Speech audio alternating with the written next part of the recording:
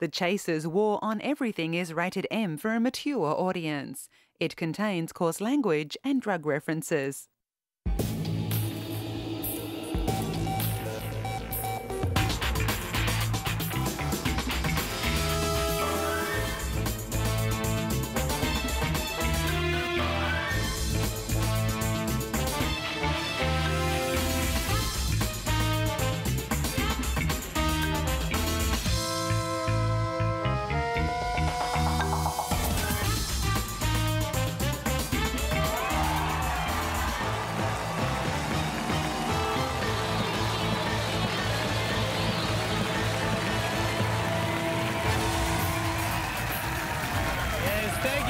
Good evening and welcome to The War for another week.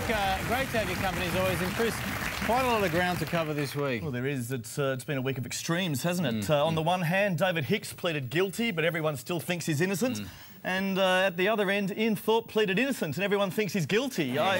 Maybe they should swap places, I'm guessing. Yes. There's been a lot of cynicism about the Hicks plea bargain. And look, the conditions imposed upon him are quite strict. I mean, he's not allowed a ticker tape parade. He can't do any media for a year, but in the cruelest condition of all, he can appear on the catch-up. It's terrible. What I like about the deal is that he actually gets released in Australia on New Year's Eve, presumably so he can use his terror training to bump off Richard Wilkins down at the Opera House. Either that or they'll be using him to personally fire off the fireworks on the harbour this year. Speaking of which, did you follow this? Last Saturday night, Sydney turned its lights off for an hour to raise awareness of climate change. Now, it wasn't compulsory or anything, but you'd assume, Chris, that if you were someone with an interest in the environment, you'd get involved and do your bit, wouldn't you? Look, you would assume that, Craig, but just to check, we set up a camera outside the home of the Environment Minister himself, Malcolm Turnbull. Very modest abode, and you'll never believe what we saw. I think there's some lights there, Craig. What are you doing? Oh, just seeing whether you turned your lights on. No, they're all off. These lights go on with the motion. I've just got someone coming to see me. So Right. I've got to make sure that the poor fellow doesn't fall over and break his neck. If he was serious about climate change, he would have turned off those motion sensor lights, people. Malcolm and his motion sensor lights are single-handedly destroying the planet. It's true. Just look at the data. They're the biggest producers of carbon in the world. And he's a traitor to his portfolio, Malcolm Turnbull. Is. But moving on to sport, Craig, if we can. And, gee, that Ben Cousins scandal continues to rock the reputation of the West Coast Eagles in the AFL, Yes, doesn't it? but look, he's only half the story. The club's got a record of cocaine abuse, and one of their players, Daniel Kerrs, even been busted making phone calls to drug dealers. So, this week, we met them at the airport with some extra support staff to deal with their needs. Hey, guys. Hi there. Supplies after a long flight, boys. Come on. Hey, I'm the new Team mascot. discount. Hey. The West Coast Eagle. Yeah, let's play, guys. Come on. I got the halftime entertainment here, boys. Oh yeah, come on, boys. Give us a hug, Chris. Come on. Now give us an E. Come on, Daniel. Show us some love, mate. Come on. Don't turn your back on me now. It didn't used to be this way, Daniel. Come on. The official dealer for the team, mate. Come on. Come on, guys. That'll be great for you. At least I can admit I got a drug problem. Come on. There's the bus, boys. Party bus. Okay, let's get on the bus. Come on, guys. Hand pass. Oh, Benny wouldn't have dropped that. Bloody hell. He's straight for the party. Oh, I can't wait. Nice out, boys. Can we get out? Oh, sprung. I don't think I want to associate with us anymore, West Coast Eagles. No. They've got snobby. Oh, man. I just need to sit down a while. Jeez, waste not, what not. Come on, boys, you can all get into it. I love to share with my friends. Come on, boys. That's good shit.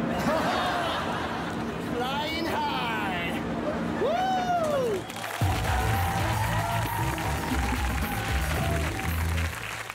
He's on the bus and train, his phone calls are a pain. He's Clive, the slightly too loud commuter. Sorry. Thanks. Oh, hello, is that Dr. Beattie? Yeah, hi, it's Clive. I need to book an appointment, please.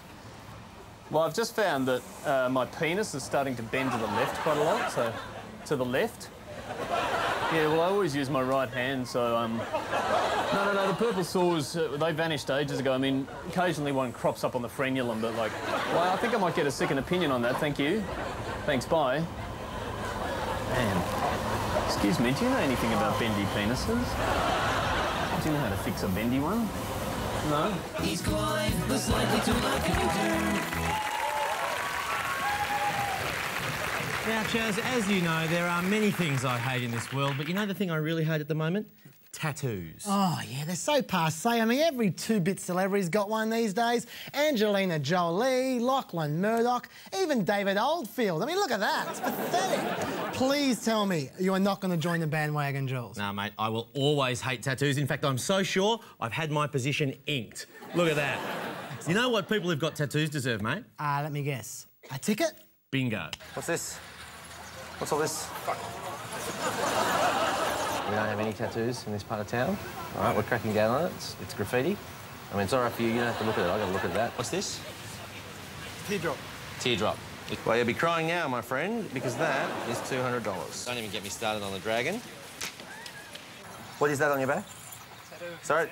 Of New Zealand? Yeah, it's from New Zealand. What, you can't remember that? What is this? Is that a naked woman? That's an obscene tattoo. It's a $100 fine. Is it? Yep. Now, I want you to either get rid of that or at least put some clothes on her, all right? Yeah, that's a wanky band. Yeah, that's a $75 fine, my friend. What's this? What's it to you? So, what's it to me? Well, looking at it, just off the bat, I'd say about 150 bucks. Is that a skin condition or a tattoo? It's a tattoo. Tattoo. All right. Crappy arm tattoo. Oh, thanks a lot. Sorry, mate, it's just my job. It's a $150 fine for wearing tattoos in this area at the moment. Well, it's not like I can wash them off. Well, have you tried? Totally indecipherable. No, the new stuff. The new stuff's all symbolic. Don't want to hear it, mate. That's 250 bucks. What sort of tattoo? It's a New Zealand one. New Zealand? Yeah. Are you a New Zealander? No, I'm Italian. Well, you're just being pretentious, are you? No. Okay, all right, that's pretentious tattoo. Hey, don't touch me, man. That's a fine as well. What do we got here? 2-pack. 2-pack? Yeah. Is that your name? No. No? Well, why is it on your arm? Look, I just got out of rehab. I do not need this up. All right, $150 fine. $150 fine? Okay. Thank you. No one's For told me fines. anything about tattoo infringement. All right, well, you know about it now. $300, my friend. Oh, thanks a lot. Thank you.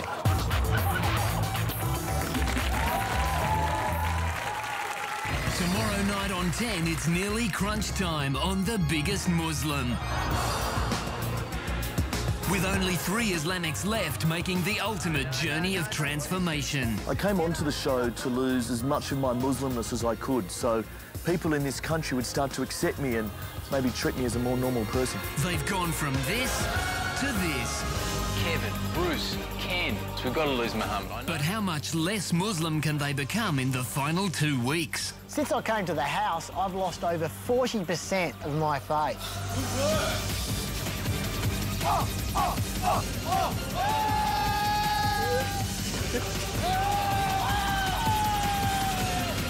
I'm feeling more and more Aussie every day, and my aim by the end of the whole journey is to be able to visit Cronulla Beach and not get beaten up. The Biggest Muslim. Oh, how Aussie. 7:30 tomorrow night on 10. Now, one story that caught my eye recently concerned this judge from Delaware, USA. And he punished this convicted sex offender by actually making the guy wear a T-shirt that said sex offender, like this one here. That's right, and apparently his friends, whenever they're with him, are now legally obliged to wear this T-shirt. I'm with sex offender. Yeah, I mean, the question, though, is, you know, do T-shirts really work as a punishment? I mean, do they really alert local people to your deviance? Well, to find out, we sent Charles Firth into the heart of Delaware, USA, with a new range of punishment T-shirts. G'day. Do you know where the nearest children's playground is? Children's playground. Excuse me, do you have the time? Did they make you wear that shirt? Oh, this? Oh, no, this is just my flatmates. This is just my flatmates. You sure? Yeah. Because I know they make people wear them shirts. You want some help with your bags? Can I help you with your bags? No. Look at that shirt of yours. I'm not so sure, dude. You sure? I can help you out. Yeah? Yeah, but look at your shirt.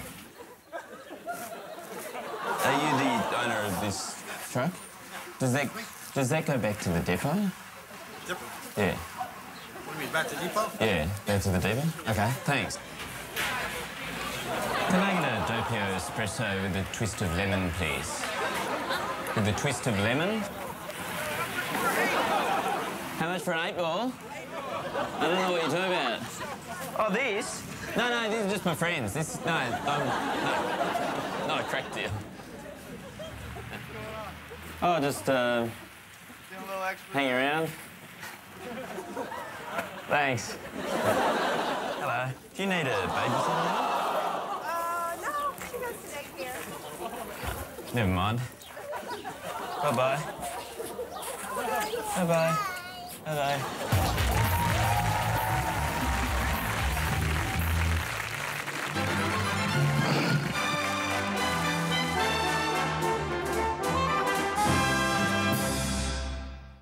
I'm looking for some jeans, but I think these might be a little bit big. It's funny because mine are actually far too tight. But maybe we can work this out together. These jeans were not designed for me. I feel like such a goose. Anyone not blind can see these pants are way too loose. These jeans on me are far too small, although I'm weedy and slight. They're quite restrictive on my balls. These pants are way too tight. But it's not so bad when we got each other. Love will conquer it. Mine are loose. Mine are tight. Mine are loose. Mine are tight. Together we're a perfect fit.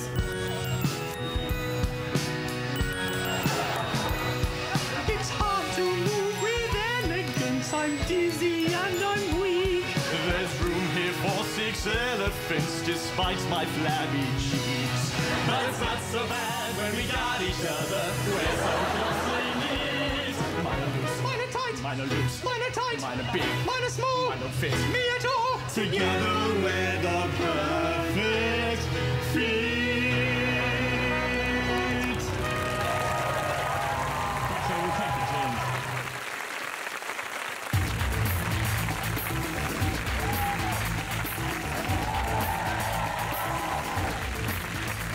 Yes, time once again to set the world right, Jules, in the segment where we take on tough problems and offer an easy fix. And first up, Pauline Hanson and David Oldfield. I tell you what, I feel dirty just talking about these two. But last week, Pauline Hanson launched her autobiography, there it is, and in it, she claimed to have had sex with her former advisor, David Oldfield. Now, Oldfield, naturally enough, denies it ever happened, but unfortunately for him, we've got a smoking gun that blows the lid on what really went down between those two lovebirds. David Oldfield, we found the dress that Pauline was wearing on that night and it's got a stain on it. This is the dress she was wearing in '96, isn't it? I think she wore it. Is it bringing back memories? I'm sure she wore that dress more than once. More than once?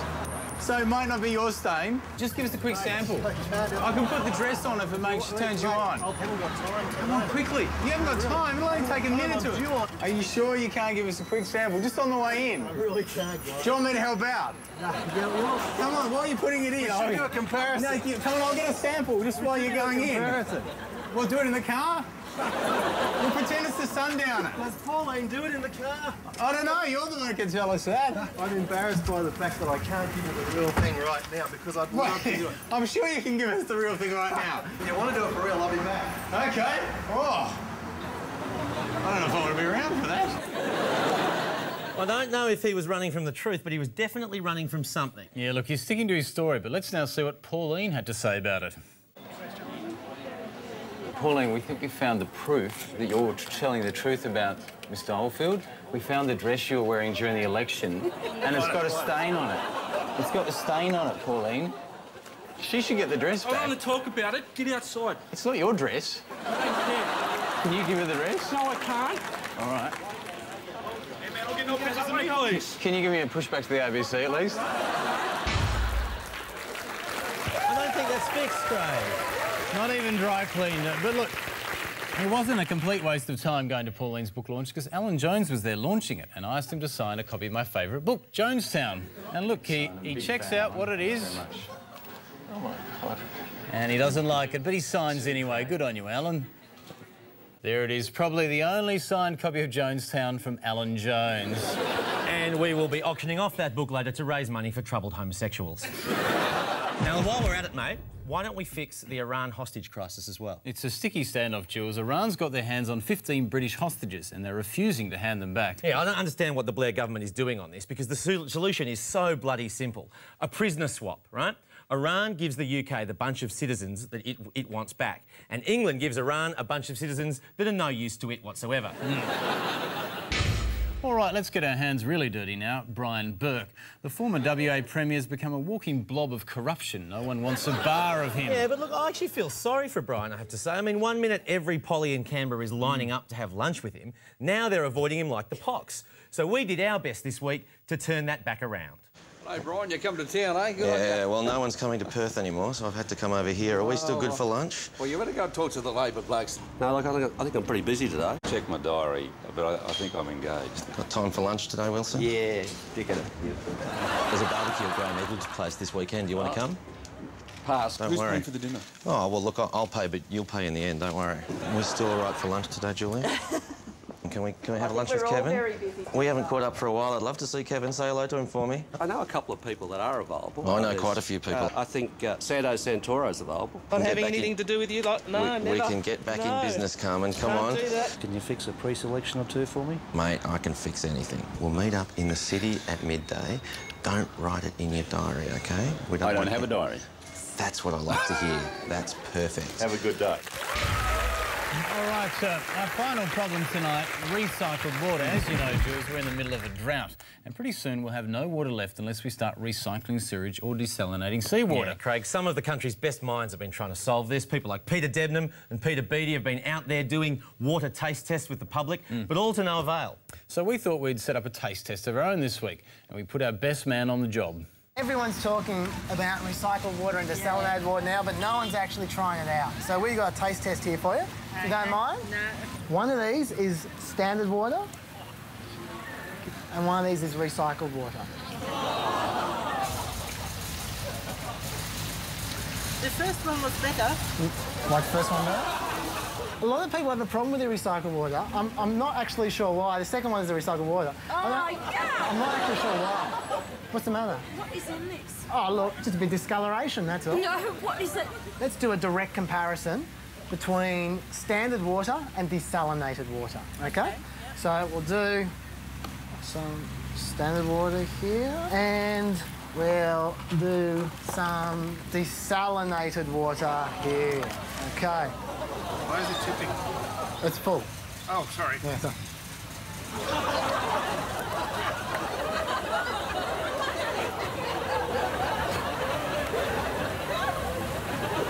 Green there. What about that? Can you tell which one's a desalinated water?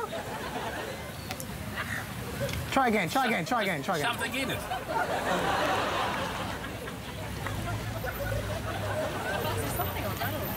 Just try and drink the water.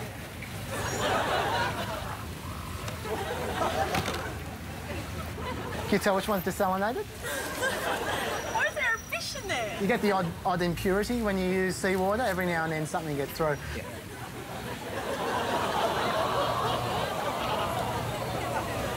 Can't taste the water. You can't taste the water? Hang on. There it is, there it is. A little bit more. There you go. No. You can't tell the difference? Pretty much the same. Okay. No, because you know why? The smell is putting off the taste. But the taste is okay. It's just the smell of the fish that's the problem. So you'd recommend if when we do desalinated water, we take the fish out? Absolutely.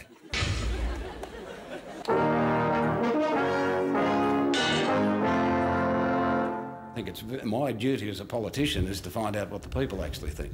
Mr Windsor, you claim that 82% of wheat growers support a single desk, but in geography, what is the official language spoken on Easter Island? Yes, I do claim that 82% of wheat growers speak French. It's actually Spanish. Spanish.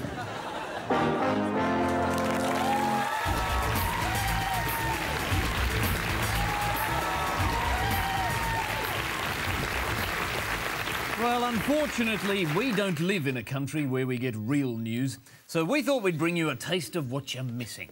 Comes from an American TV channel called Fox News, who pride themselves on being fair and balanced. And no one is more fair than the Super Mario of tabloid journalism, Fox presenter Geraldo Rivera. Now, just listen to Geraldo's calm, dispassionate views on this man's prison sentence.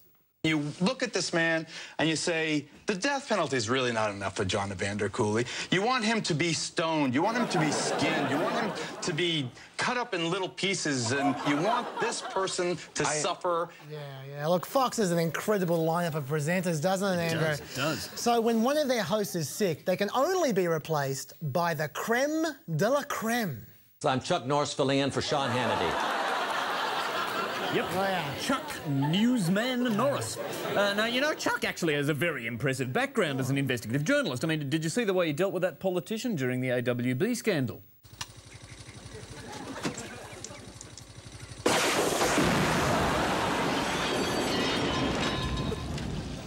Chuck Norris reporting. Yeah. Bravo. Bravo, Chuck. A Walkley for Chuck. And, you know, Chuck took to hosting Fox like a duck to water. And I don't think anybody has an answer to how we can get out of it. I wish we did, but... Okay, let's check in with Greta Events. That's brilliant. One thing you may have noticed during that last Fox clip is that they clutter your screen with useless information in order to distract you from the fact that people like Chuck Norris are reading the news. Yeah. Well, sounds good to us. So, what's the news according to Fox this week, Andrew? The news this week, Chaz, like last week and like the 8 weeks before that, is the death of Anna Nicole Smith. Now, here in Australia, we simply heard that she died. But only Fox took you on a tour of Anna Nicole's house. Not just her house, but every appliance in it. Ladies and gentlemen, in a few minutes, we're going to be showing you photographs of the refrigerator in that house. And he showed you that fridge, all right. Or should we say, death fridge. Well, they showed us Anna's house. We've seen inside her fridge. What more could there be? Inside Anna's secret sperm bank, next. Now, you don't unearth real news like that without the help of an army of highly trained experts. And Fox always brings you the people most central to the story. Case in point, this guy here from Trim Spa, which is a diet drink that Anna Nicole did ads for. Now, sure, her fridge was full of lethal doses of methadone, but the issue Fox really nailed was what brand of diet drink was in her fridge. How was it for you when inside of this refrigerator was the methadone and the Slim Fast, and yet she was representing your product, which is Trim Spa? Well, of course, initially when we saw that, we were concerned. I called Howard immediately and asked him about it, and he said that the Slim Fast was planted. You see? News story over. The Slim Fast was planted. To be fair, Andrew, they did actually interview some of Anna Nicole's close friends. The problem is Anna's buddies didn't exactly fit the Fox vibe. See if you can pick which guest was Anna's personal friend. But Fox did finally bring in a fully qualified expert, actually, the doctor who examined the body. He's the man in the top right, and as you'll see, they treated him with the respect he deserved. That's not correct that they died. In other words, there are not truly similarity between the two cases. All right, we will... One of them is a younger person, one of them is an older person. All right, so we're out of time. We thank you very much for clarifying that. Barack Obama announces. We'll have that for you. Yeah, shut up, old man. Serves you right for being an expert. Look, at the end of the day, we are just a couple of two-bit wise guys. So for a real media analysis of Fox News, we're joined here by Media Watch's Monica Attard. Monica, welcome to the show. What do you make of Fox? Thank you, Andrew. Well, we're out of time there, and that's the news according to Fox.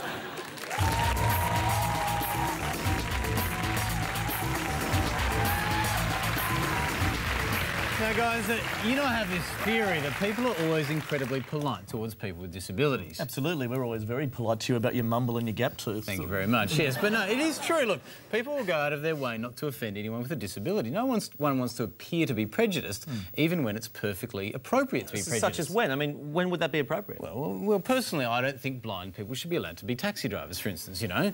Maybe that's just me. I mean, how would most people react if they hopped in a cab with a blind driver? This is the rank, this is the rank. Do you have any luggage, sir? Would you like a cab, sir? Sit.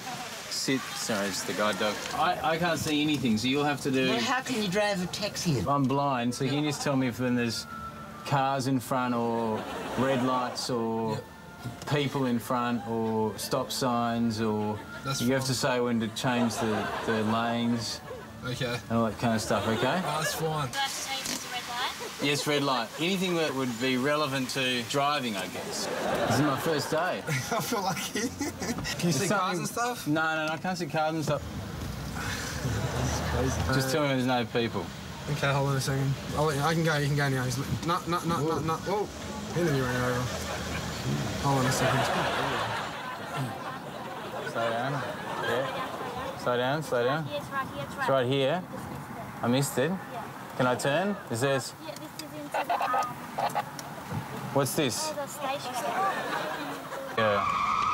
That's not us. Oh, jeez, that's ridiculous. That's far away. That's the kind of thing that makes you nervous, isn't it? Yes. There? Where's there? Right on your right. You're freaking me out. On the right? Yeah, no, go. Turn your steering wheel left. Go left.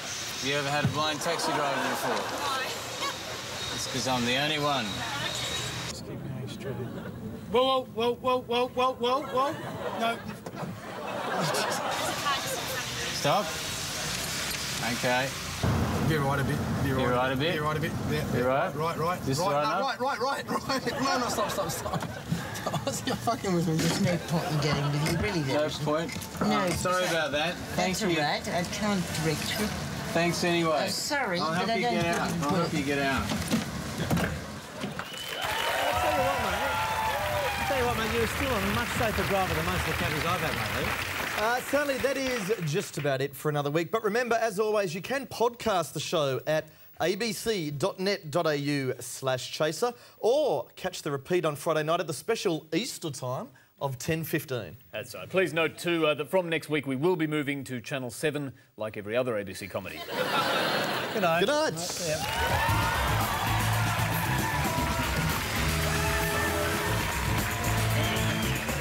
We're running out of questions, sir. I got plenty. You want another one? Yeah, sorry. All right, okay. See if you can get a piece of pie. Which lovable Beverly Hillbilly died aged 95 in 2003? Was it Granny? Sorry, you can't get assistance from your press secretary. That's not allowed.